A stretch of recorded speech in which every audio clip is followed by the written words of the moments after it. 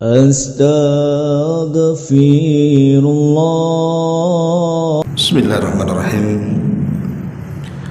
Assalamualaikum warahmatullahi wabarakatuh.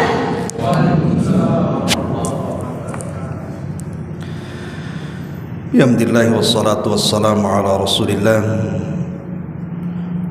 wa ala alihi wa sahbihi wa mawalah wa la hawla wa la quwwata illa billahi wa ba'du.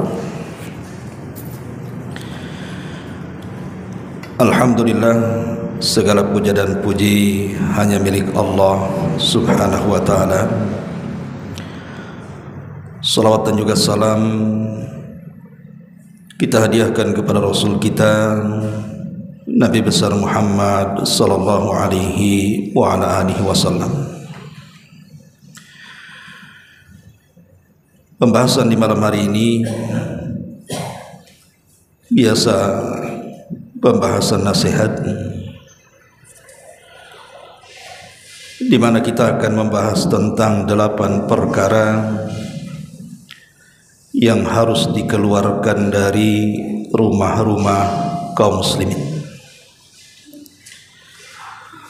Karena 8 perkara ini bisa menghilangkan berkah di dalam rumah. Bahkan para malaikat rahmat tidak akan masuk ke rumah tersebut.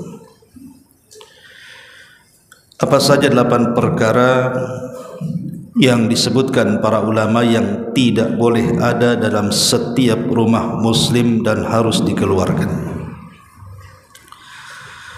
Ma'asyiral muslimin wal muslimat rahimani wa rahimakumullah. Tidak memperpanjang mukaddimah,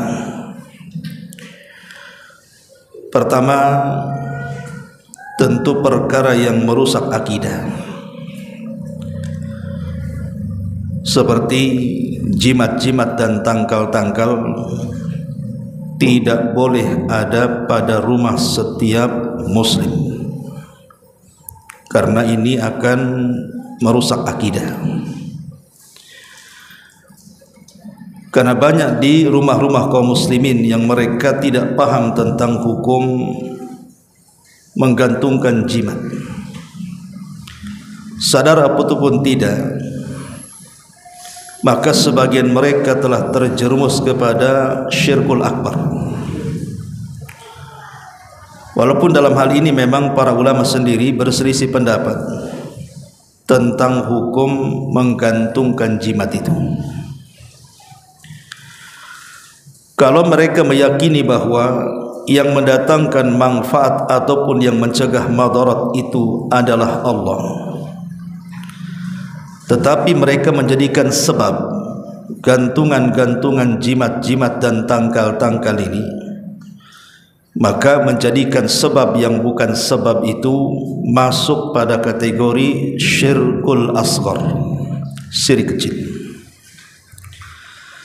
Tetapi ulama akidah mengatakan bahwa sekecil-kecilnya kesyirikan tetap dosanya lebih besar dibandingkan dosa besar.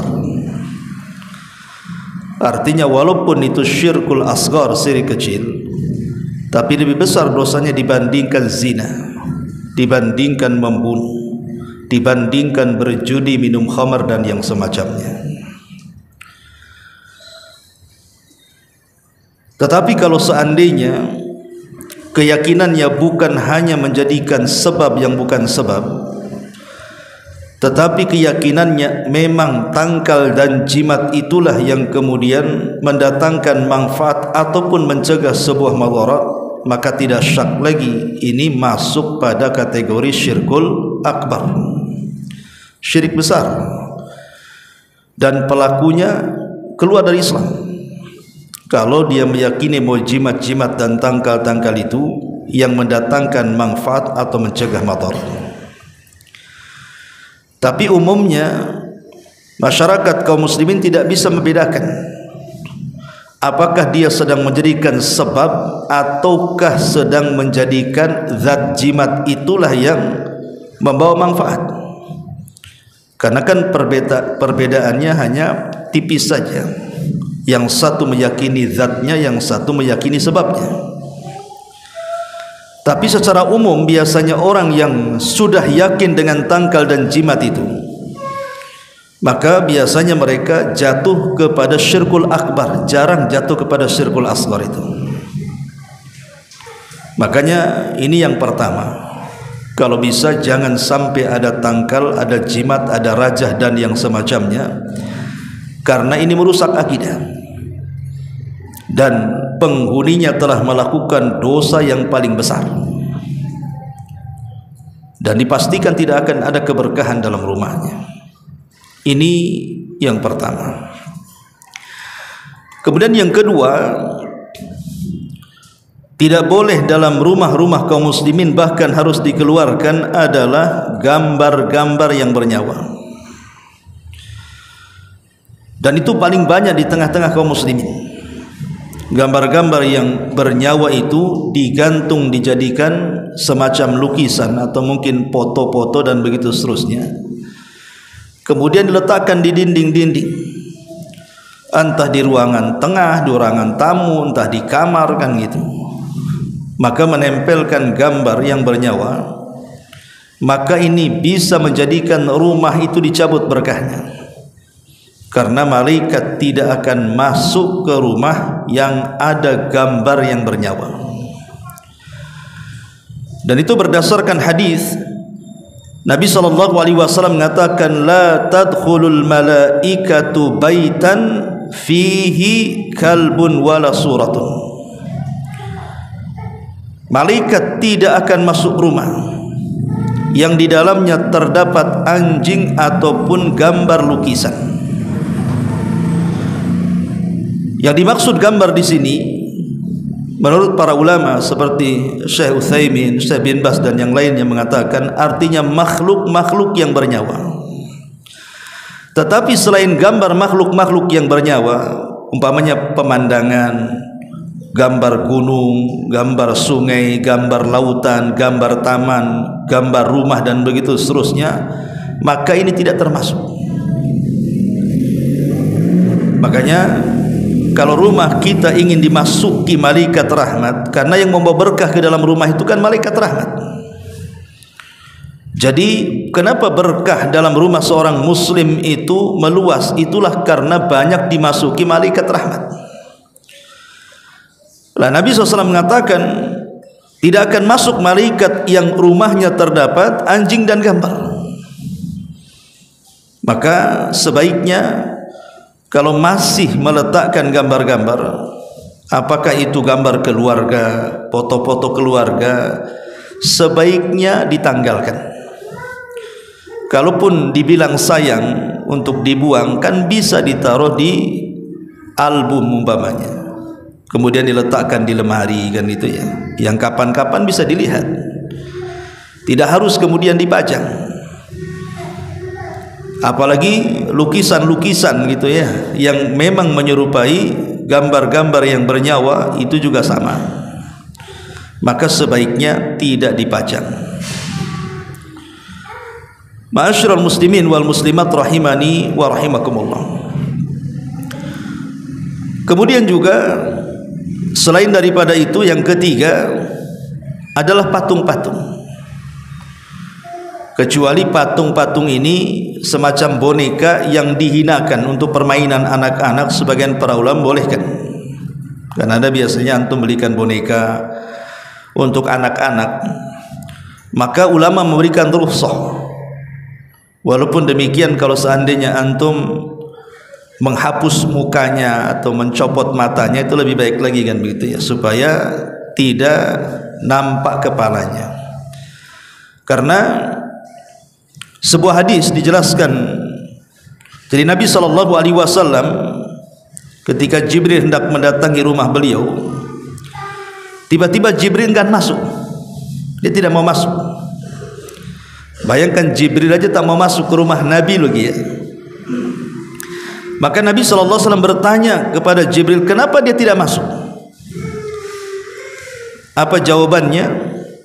Annahu kana fil baiti kiramun sidri fithin tamathil wa kana fil baiti kalbun famuz bi ra'sit tamathilil ladzi fil baiti yuqta'u fayasiru ka hayati syajarati wamur bis sitri falyuqta falyaj'al minhu wasadataini manbu'dzataini tuta'ina wamur bil kalbi fayukhraj. Di dalam rumah itu terdapat tirai dari kain tipis yang bergambar patung, dan di dalam rumah itu terdapat seekor anjing. Perintahkan agar gambar kepala patung yang berada di pintu rumah itu dipotong sehingga bentuknya menyerupai pohon, dan perhatikanlah agar tirai itu dipotong dan dijadikan 2 buah bantal untuk bersandar, dan perintahkan agar anjing itu dikeluarkan dari rumah. Artinya kalau seandainya ada patung ataupun ada gambar, dibolehkan kalau seandainya tanpa kepala, gitu maksudnya, atau kepalanya tidak jelas. Karena kalau seandainya dalam bentuk asli pun manusia tidak ada kepala, pasti mati dan bukan manusia, kan gitu. Makanya ada hadis yang mengatakan as-suratu fi ra'si, bahwa gambar itu terletak pada kepala, ya. Jadi maksudnya di sini patung-patung yang tidak boleh ada di rumah-rumah kaum muslimin itu patung yang dipajang maksudnya. Tapi kalau maksudnya patung-patung itu dalam bentuk boneka yang dihinakan, maka sekali lagi sebagian ulama memberikan rukhsah, tidak mengapa, karena kan sifatnya dihinakan. Karena alasan zaman dulu kenapa kemudian tidak boleh meletakkan patung-patung itu, karena sebagian mereka menyembah patung-patung itu ghulu, ya, ekstrim, ya.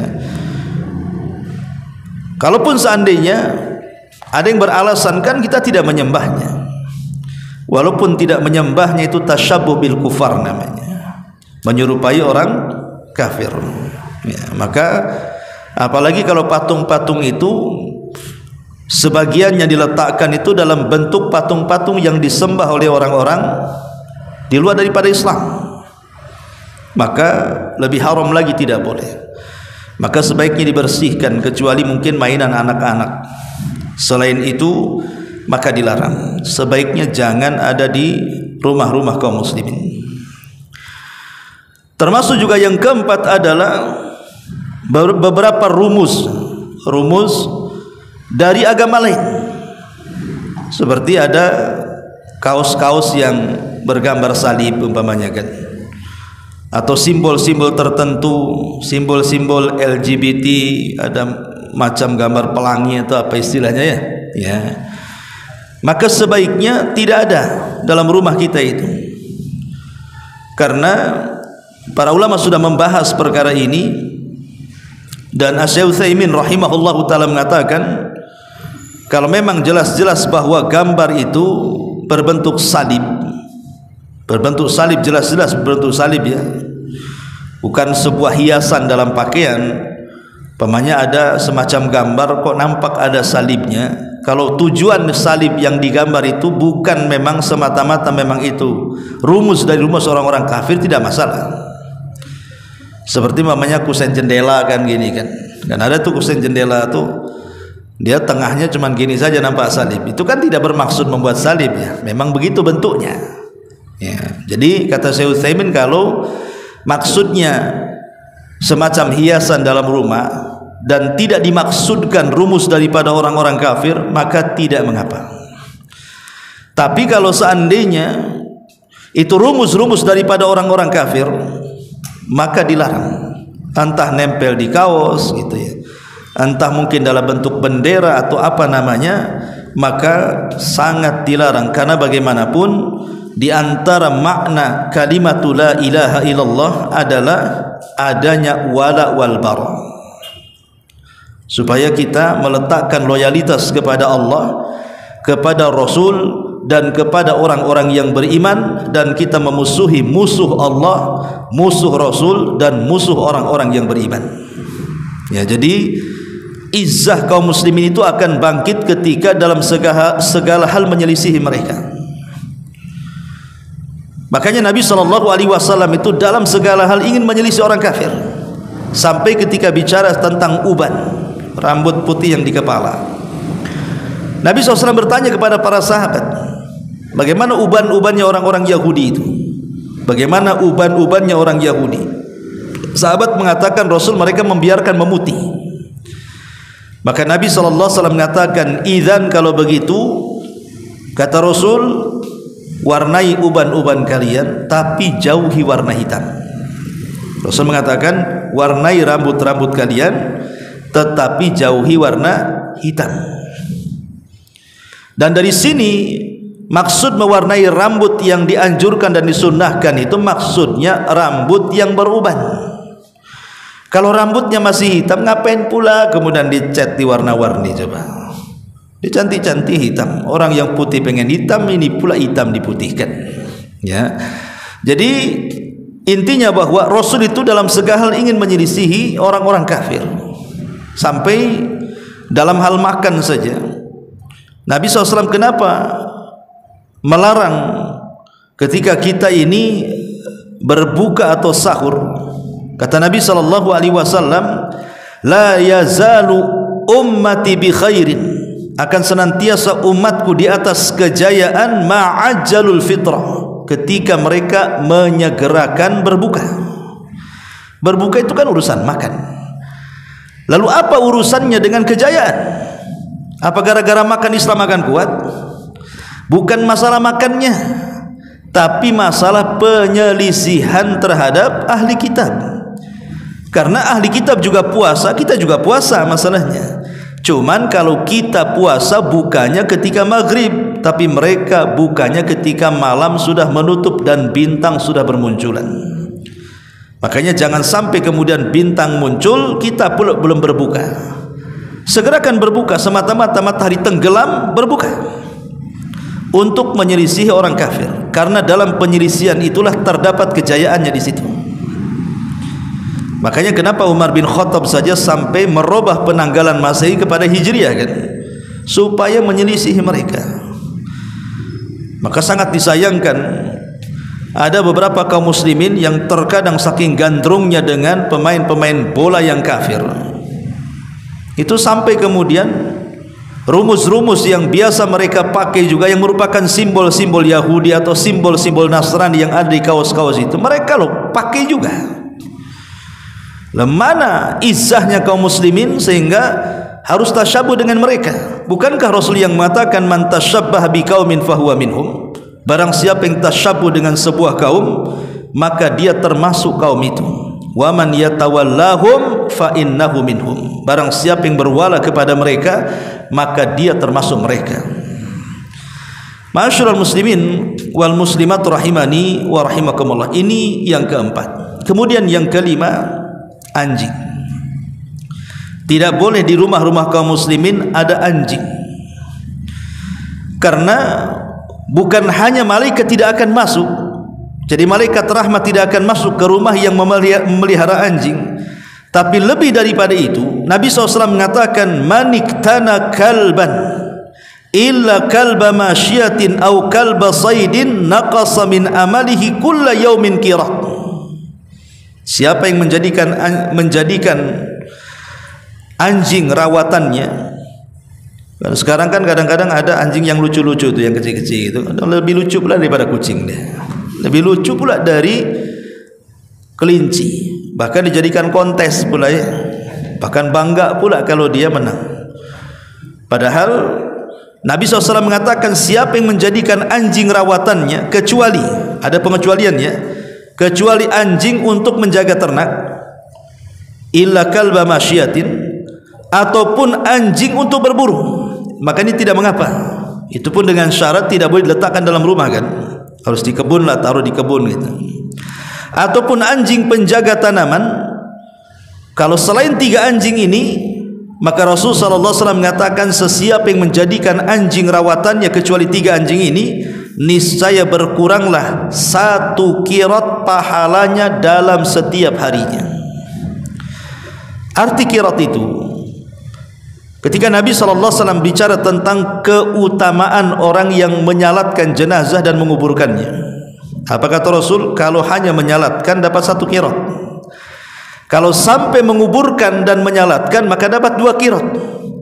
Sahabat bertanya, apa itu qirat wahai Rasul? Rasul mengatakan, mithlu jabalil Uhud. Qirat itu sama besarnya dengan gunung Uhud. Itu satu qirat artinya. Berarti kalau 2 qirat sama dengan 2 gunung Uhud. Berarti di sini barang siapa yang menjadikan anjing peliharaannya, kecuali 3 anjing tadi, maka setiap hari berkurang pahalanya 1 qirat. Artinya setiap hari pahalanya berkurang sebesar gunung Uhud. Bayangkan dalam sehari saja kita belum tentu mendapatkan pahala sebesar itu. Ya, dalam sehari loh kita beramal saleh, belum tentu kita mendapatkan pahala seperti itu. Tapi orang yang memelihara anjing sudah jelas berkurang pahalanya segitu.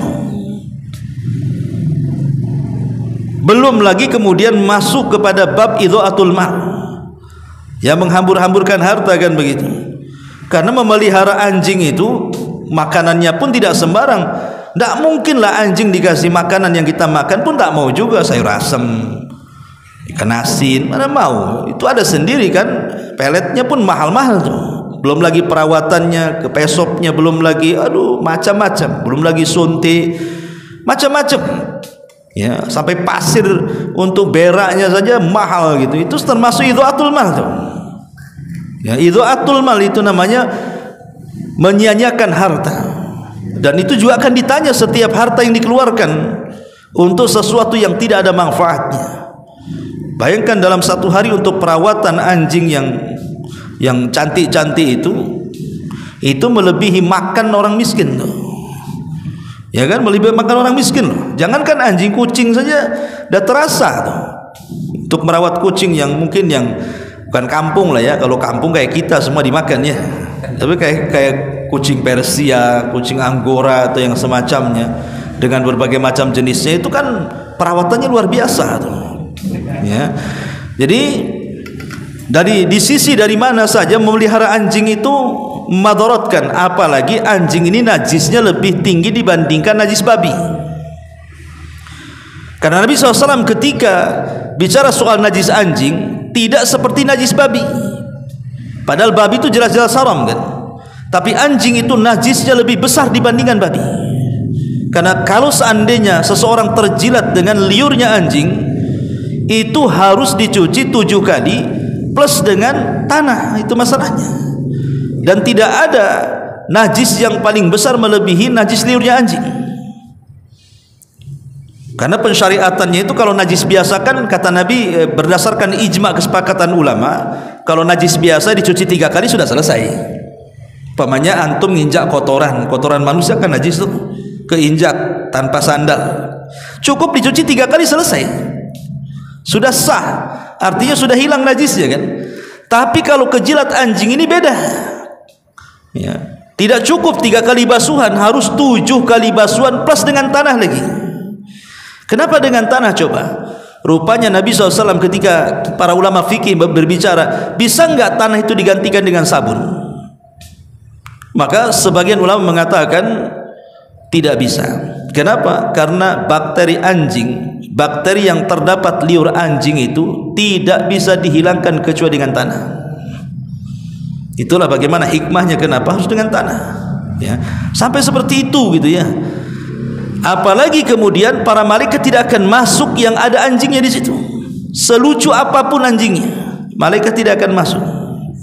Ya, ini perkara yang berapa tadi? Yang kelima. Ya, maka jangan sampai ada perkara-perkara di rumah kita, salah satunya anjing. Kemudian juga yang selanjutnya adalah alat-alat yang melalaikan. Alat-alat yang melalaikan. Terkadang ada alat-alat yang mubah, tetapi akhirnya karena penggunaannya berlebihan, akhirnya melalaikan.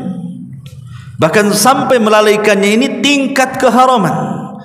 Sampai melalaikan salat, sampai melalaikan zikir, sampai melalaikan membaca Quran, sampai melalaikan mendengar pengajian dan begitu seterusnya. Contohnya seperti alat-alat musik. Apalagi Nabi Allah Subhanahu wa taala juga berfirman dalam Al-Qur'an, wa minan nasi man yashtari lahwal hadis. Nanti di akhir zaman ada manusia-manusia itu yang memperjualbelikan lahwal hadis. lawal hadis itu ucapan-ucapan yang tidak ada faedahnya. Ulama mentafsirkan maksudnya di sini adalah nyanyian-nyanyian. Coba nyanyian-nyanyian itu ada faedahnya tidak? Tidak. Tapi kalau membaca Quran atau mendengar Quran jelas faedahnya. Berzikir atau mendengar orang yang berzikir ada faedahnya. Berceramah atau mendengar ceramah ada faedahnya. Ya, tetapi mendengar lagu ini apa faedahnya coba? Kebanyakan hanya mengeraskan hati saja. Apalagi ternyata anehnya kita ini, ada sebagian kaum muslimin yang awam ya tentunya, apabila mendengar instrumen lagu dan lagunya itu mungkin mengenang nostalgia di masa lalu dia, entah karena putus cinta atau apa, bisa menangis dia. Saya bayangkan liriknya saja buat dia menangis. Aneh itu. Tapi kalau ayat Al-Quran dibacakan, tak ada satu tetes pun dia keluar air mata. Itulah kerasnya hati. Siapa yang mengeraskan coba? Ya lagu-lagu itu yang mengeraskan dia. Yang menjadikan hati keras itu karena nyanyian-nyanyian itu. Makanya tidak akan ketemu Quran dengan nyanyian itu. Tidak akan ketemu satu ke barat satu ke timur. Orang yang dicintakan nyanyian pasti dibencikan Quran. Orang yang dicintakan Quran pasti dibencikan nyanyian. Itu sudah matematika, itu 1 tambah 1 2 tuh. Karena itu perkara yang berseberangan masalahnya. Maka sebaiknya janganlah disimpan alat-alat seperti itu, keluarkan dari rumah, karena itu melalaikan sekali. Dan tentang hukum tentang masalah musik lagu pun sudah dibahas oleh para ulama. Ya. Ma'asyiral muslimin yang dimuliakan Allah Azza wa Jalla.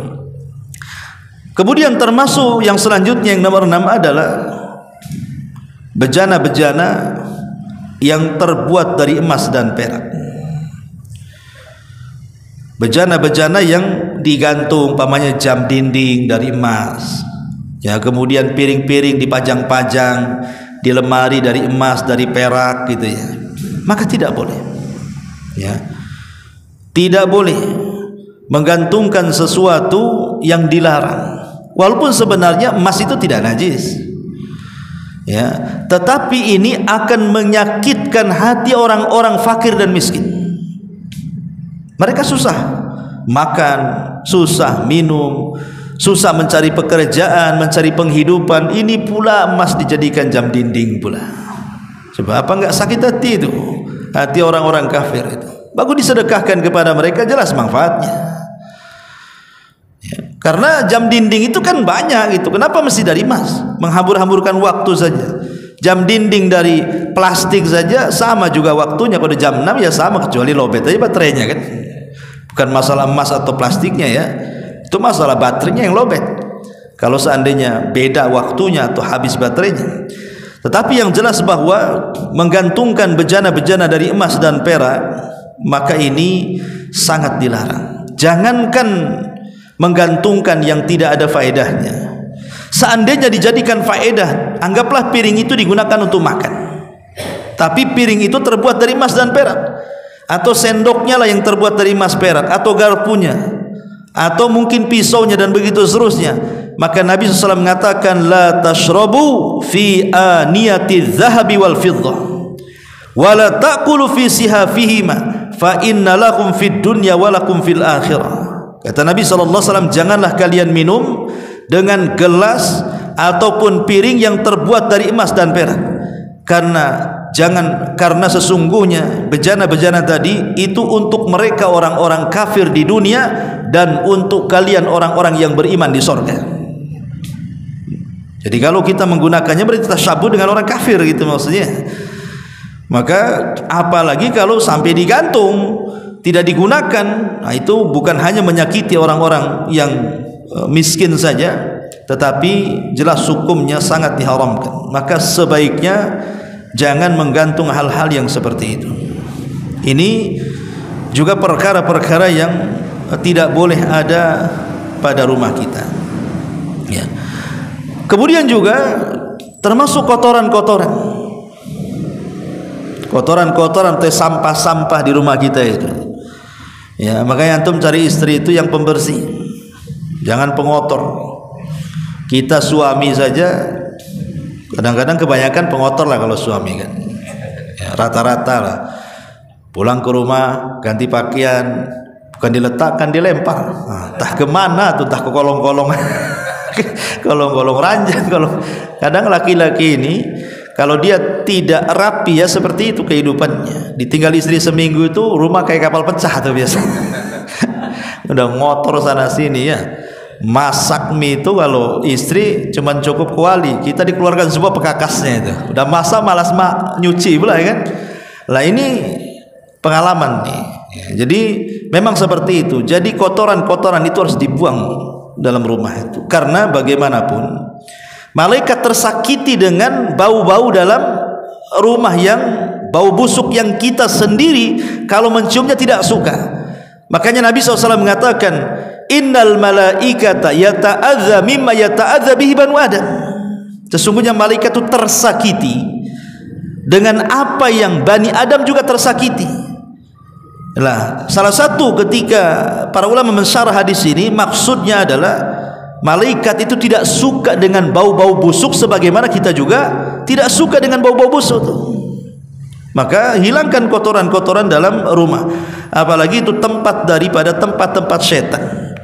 Karena setan itu suka di tempat-tempat kotor. Ya, ini juga di antara perkara-perkara yang sebaiknya dihindari. Ya.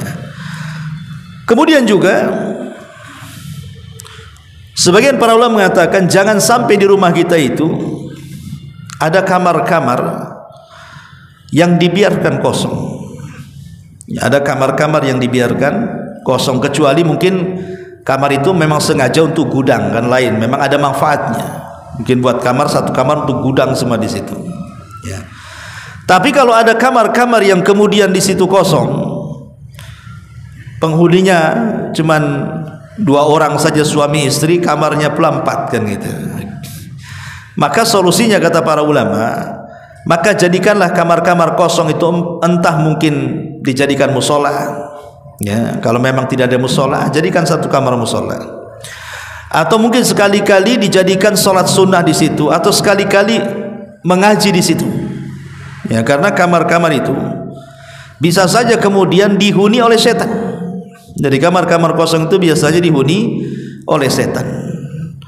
Lah karena inilah kemudian para ulama memberikan solusi seperti itu. Karena ada hadis yang mengatakan tentang masalah kamar kosong itu akan dihuni oleh kalangan jin. Makanya sekali-kali ngaji di situ, sekali-kali zikir di situ. Jangan sampai kemudian rumah kita seperti kuburan. Lah inilah diantara kata para ulama yang menjadikan kenapa rumah kita ini tidak berkah. Ya tentu lebih daripada itu adalah perkara-perkara maksiat. Seperti khamar itu sudah jelas harus dikeluarkan. Ya, perkara-perkara kemaksiatan kepada Allah Azza wa Jalla, ataupun mungkin baju-baju seksi yang tujuannya bagi wanita itu bukan untuk menyenangkan suami, tapi sengaja baju-baju seksi itu dikoleksi hanya untuk dipakai kemudian pamer di luar rumah, hanya untuk memamerkan auratnya. Maka sebaiknya tidak perlu dipajanglah baju-baju kurang bahan itu. Ngapain pula ya, baju-baju sobek itu ngapain pula taruh-taruh di situ, karena itu wasilah kemaksiatan. Kecuali kalau baju seksi itu untuk menyenangkan suami ya tidak masalah kan itu ya. Ya pengen jadi artis dalam rumah ya tidak apa-apa kan, suami kita aja yang nonton kan, orang lain tidak nonton. Tapi kalau yang dimaksud memajang pakaian-pakaian seksi itu hanya untuk keluar menampakkan aurat, maka ini wasilah yang diharamkan. Pokoknya apa saja wasilah yang menjadikan orang berbuat maksiat, keluarkan di rumah. Karena itu yang menjadikan rumah kita tidak mendatangkan berkah sama sekali. Ma'asyiral muslimin wal muslimat rahimani wa rahimakumullah. Lalu bagaimana caranya supaya kita ini mampu mendirikan rumah ini menjadi rumah yang penuh dengan berkah? Ya selain mengeluarkan benda-benda tadi, tentu ada hal-hal yang harus dipahami. Pertama, jangan jadikan rumah itu tidak pernah disolati. Jangan sampai rumah itu kosong dari solat. Kata Nabi SAW, al-baitu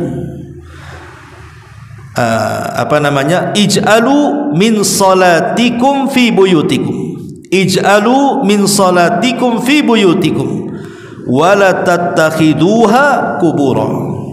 Dalam hadis yang dikeluarkan Bukhari dan Muslim dari hadis Ibnu Umar radhiyallahu anhu dari Nabi SAW mengatakan, jadikan di antara solat-solat kalian itu dilakukan di rumah-rumah kalian, dan jangan jadikan rumah kalian seperti kuburan. Yang dimaksud di sini adalah solat sunnah. Jadi memperbanyak solat sunnah di dalam rumah maksudnya. Sebab kalau solat wajib bagi laki-laki di masjid, ya, bagi wanita di rumah. Tapi laki-laki pun boleh memperbanyak solat di rumah. Yang dimaksud adalah solat nafilah.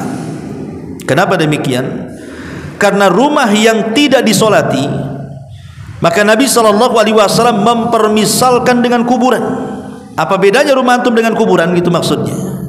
Nggak ada bedanya, ya. Jadi biar rumah kita tidak seperti kuburan, maka perbanyak solat sunnah di situ. Kan solat sunnah banyak. Ada solat duha, ada solat witir, ada tahajudnya, ada solat sunnah wudu. Banyaklah solat sunnah yang bisa kita kerjakan di rumah ini. Dan hadis ini juga mengatakan, ketika Rasulullah SAW mengatakan jangan seperti kuburan, berarti di sini ada mafhum mukhalafah, tidak boleh solat di kuburan, tapi solat di rumah maksudnya. Jangan seperti kuburan, kan itu ya. Berarti di sini dipahami bahwa tidak disyariatkan solat itu di kuburan. Solat itu di masjid atau di rumah. Ini yang pertama. Kalau ingin berkah rumah kita, maka perbanyak solat di dalam rumah. Kemudian yang kedua, ya, bil imani wat taqwa, dengan mengokohkan iman dan juga ketakwaan para penghuninya. Di dalam surah Al-A'raf ayat 96 Allah mengatakan, walau anna ahlal qura amanu wattaqau lafatahna alaihim barakatim minas sama'i wal ardi. Kalaulah penduduk negeri itu mau beriman dan bertakwa, maka kami akan bukakan kepada mereka barakah dari langit dan barakah dari bumi. Maka orang yang kemudian mendorong keluarga itu untuk menjaga iman dan ketakwaannya, maka di situ letak berkahnya. Allah akan mudahkan segala urusan yang ada dalam rumah itu. Ini yang kedua. Kemudian yang ketiga, bisidqi fil muamalati.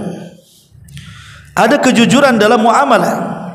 Ada kejujuran dalam bermuamalah di dalam rumah itu.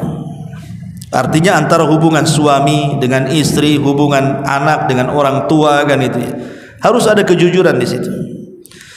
Sebab ketika kemudian dusta menyebar di tengah-tengah rumah tangga, walaupun ada dusta-dusta yang dibolehkan, ada dusta-dusta yang dibolehkan, bahkan sebagian dusta itu justru dianjurkan kalau dalam rangka keharmonisan saja.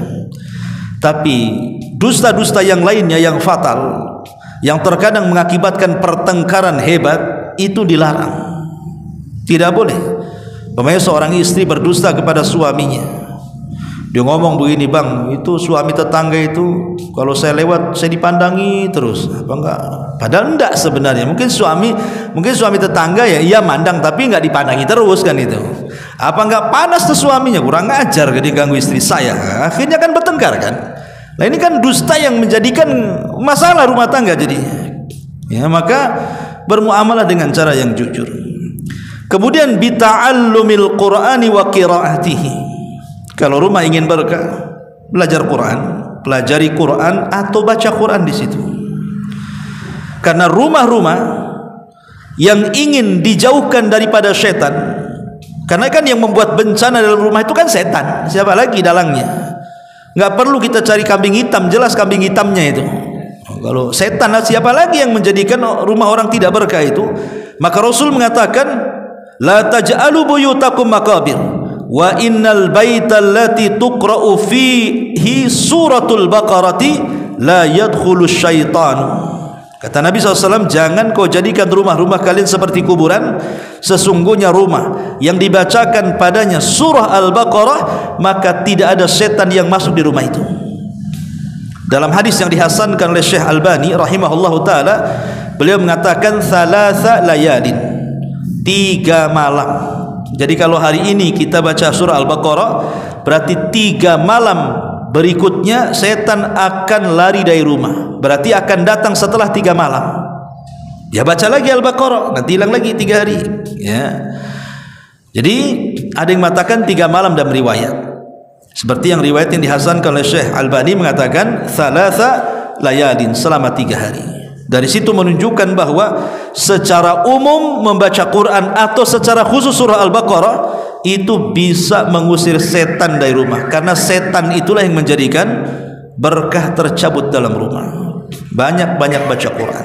Makanya pernah saya ceritakan dulu kan tentang seorang yang menyihir wanita, tapi wanita itu setelah disihir biasa-biasa saja.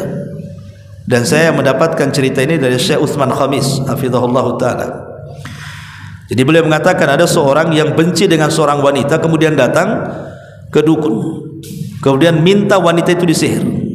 Kata dukun, ini bayarannya mahal, tidak apa-apa asal kau sihir wanita itu. Tapi setelah 3 hari dari penyihiran itu, wanita itu tidak ada apa-apanya, biasa-biasa saja, tak nampak kena sihir. Akhirnya orang ini marah ke dukun tadi dan mengatakan, Pak dukun, saya sudah bayar mahal untuk menyihir wanita itu. Kenapa wanita itu sehat-sehat saja? Kenapa tidak lumpuh? Kenapa tidak sakit? Kenapa tidak mati? Maka tiba-tiba dukun itu malah mengembalikan maharnya dan mengatakan, aku tidak sanggup, katanya. Tetapi kalau engkau mau juga menyihir dia, aku punya guru. Datanglah ke guru ini, datanglah ke penyihir yang kedua. Nasibnya sama, tidak bisa juga dia menyihir wanita itu. Tapi sang dukun yang kedua mengatakan, aku punya kawan dukun juga. Ini dukun asli. Kalau dukun asli itu mungkin kayak dokter kan, kalau nggak sanggup ya saya bukan spesialis dalam, ini spesialis tulang, ke sana kan gitu ya. Itu kalau dukun asli. Kalau dukun palsu tidak mungkin. Bisa-bisa kan itu. Kenapa kok itu tidak mati? Kamu sih syaratnya kurang, katanya. Nah, dia cari alasan. Ya, tambah lagi lah duitnya. Lama-lama kabur dia. Itu dukun palsu, penipu, ya kan? Nah, akhirnya setelah disihir ketiga kalinya sama juga tidak bisa, tidak mempan. Marahlah orang ini, akhirnya dikembalikan maharnya. Baru dia bercerita kenapa wanita itu tidak disihir dan tidak bisa disihir. Maka kemudian dukun ini bercerita, karena khadim saya, maksudnya jin saya yang saya kirim ke sana, memberitahu bahwa wanita itu setiap malam membentengi dengan membaca surah Al-Baqarah. Wanita itu ya sekalipun oke lah. Makanya Syekh Utsman Khamis hafizahullah ta'ala ketika menceritakan hal ini, dia mengatakan, ya andai kata cerita ini tidak benar, katanya, karena dia juga dapat cerita dari muridnya, ya, andai kata kisah ini tidak benar, maka kita tetap yakin bahwa orang yang mau mendawamkan membaca surah Al-Baqarah itu tidak mungkin diserang sihir. Karena hadis Nabi SAW mengatakan, fa inna akhdaha barakatun wa inna tarkaha hasratun wa la tastati'u hal batalatus saharatu. Rasul yang mengatakan dalam hadis yang sahih, siapa yang mengambil surah itu dapat berkah, siapa yang meninggalkannya akan mendapatkan kerugian, dan tidak ada satupun tukang-tukang sihir yang sangat ganas mampu menyakitinya. Ini nas hadis seperti itu. Jadi kalaupun tidak ada cerita tadi, cukuplah dengan hadis ini kita yakin bahwa orang yang menjaga surah Al-Baqarah tidak mungkin didekati syaitan. Tapi secara umum semua ayat Al-Quran itu sangat ditakuti syaitan. Apalagi ayat-ayat khusus seperti ayat kursi, ataupun muawwidzataini, qul a'udzu birabbin nas, qul a'udzu birabbil falaq, ataupun 2 ayat di akhir surah Al-Baqarah, dan begitu seterusnya. Kemudian juga biar rumah kita ini semakin berkahlah, bis sadaqati waz zakati wal kasbil halali. Perbanyak sedekah, tunaikan zakat, dan cari usaha yang halal. Nabi SAW bersabda, inna hadzal mala hadiratun hulwatun, faman akhadahu bisakhawati nafsin burika lahu fi, wa man akhadahu bi israfi nafsin lam yubarak lahu fi, kalladzi ya'kul wa la yasba, al yadul ulya khairun min yadi sufla. Kata Rasul, harta ini memang hijau dan manis. Barang siapa yang mengambilnya karena kerelaannya, maka dia akan diberkahi dalam hidupnya. Siapa yang mengambilnya dengan cara yang berlebihan, artinya dengan cara haram, dengan cara zalim, dengan cara menyakiti, maka tidak akan diberkahi selamanya, seperti orang makan tidak kenyang, kata Rasul. Dan ingat, tangan yang di atas jauh lebih baik dibandingkan tangan yang di bawah. Maka kalau ingin berkah, perbanyak sedekah, cari pekerjaan yang halal, tunaikan zakat. Kemudian yang selanjutnya bil istighfar, dengan memperbanyak istighfar, memperbanyak kalimat astaghfirullah, astaghfirullah, astaghfirullah. Karena saat Nuh alaihi salatu wassalam, di zamannya pernah terjadi paceklik 40 tahun. Itu di zaman Nuh pernah terjadi paceklik 40 tahun lamanya. Sampai karena lamanya bertahun-tahun terjadi paceklik, banyak manusia kelaparan, banyak manusia kekurangan makanan. Karena hewan-hewan sudah pada mati juga, 40 tahun tidak turun hujan, kekurangan air juga. Akhirnya kemudian kaum Nuh ini meminta solusi kepada Nuh alaihi salatu wassalam. Maka akhirnya Nuh memberikan solusi, dan solusinya itu tertuang dalam surah Nuh ayat 10 sampai 12. Apa kata Nuh?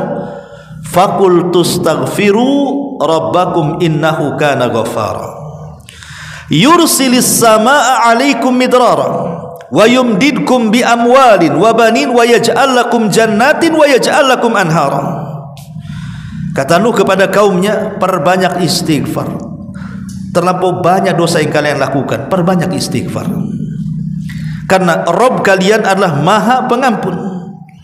Maka kalau kalian memperbanyak istighfar, kata Nuh, yursilis sama alaikum midrara, Allah akan menghujani kalian dengan hujan lebat.